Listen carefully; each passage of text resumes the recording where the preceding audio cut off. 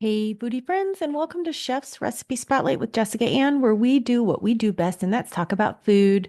Today, we are talking about a culinary creation, one of my favorites, one of my family's favorites. It deserves a discussion, and that is our Italian chicken pesto panini. So, let me share a little bit of a fun fact for you. I am not a huge fan of cold sandwiches. As a kid, my mother was not allowed to send me a cold cut. There was no like deli meat. I still won't eat it. Subway or what are those other ones? Or at least not a cold sandwich there. I don't like it. I don't like cold sandwiches.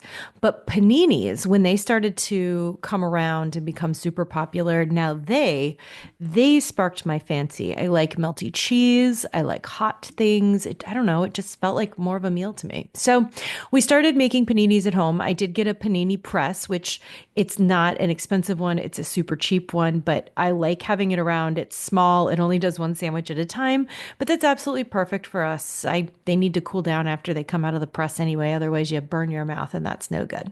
So let's get started talking about my Italian chicken panini. It is super crusty bread filled with mozzarella cheese, roasted red pepper, shredded chicken, and lots of pesto. When I say lots, I mean like an obscene amount of pesto.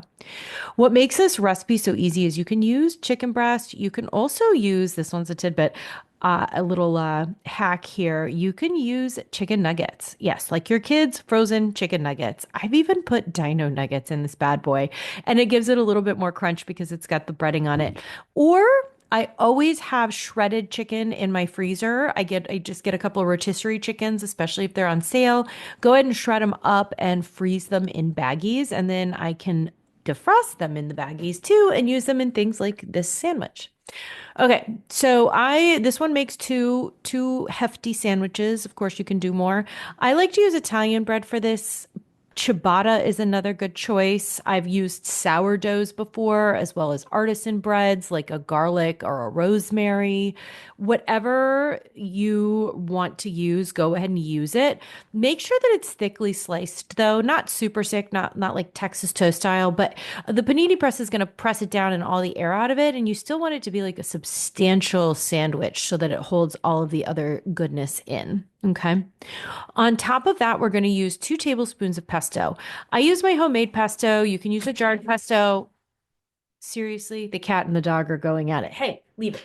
Okay, we're not re-recording this. You guys need to work things out. Okay. You can also use a sun-dried tomato pesto, grilled vegetable. I like it to be super garlicky.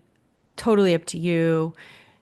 And now my husband's chainsawing trees in the backyard. This is just a lovely podcast, isn't it? We're going to roll with it. Okay. Some chicken breast, as much as you like, just pile it on. I like to use shaved, slivered red onion. Red onion's my favorite in this one. It is not cooked, but you could use a caramelized onion if you want to get fancy.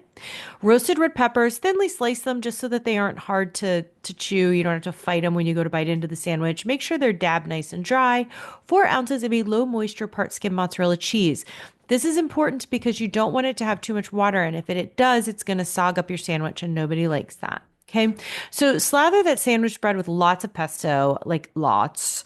Top each of sides with the chicken breast, red onion, red peppers, and mozzarella cheese, and then your other bread. Hit that panini press, coat it with some cooking spray. I do use cooking spray for this. Um, you probably aren't supposed to for the grades, but it's just easier.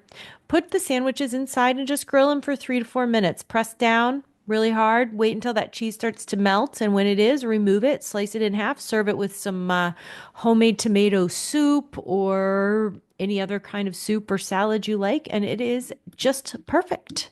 So, as always, we hope to give you culinary inspiration. Love to hear your thoughts, comments, experiences, tips, and tricks, whether it's for helping my dog and my cat get along, helping my husband chainsaw down that tree, or if it's actually about our Italian chicken panini. Anyway, make sure to subscribe wherever podcasts are listened to. And from my kitchen to yours, I hope you have a lovely day.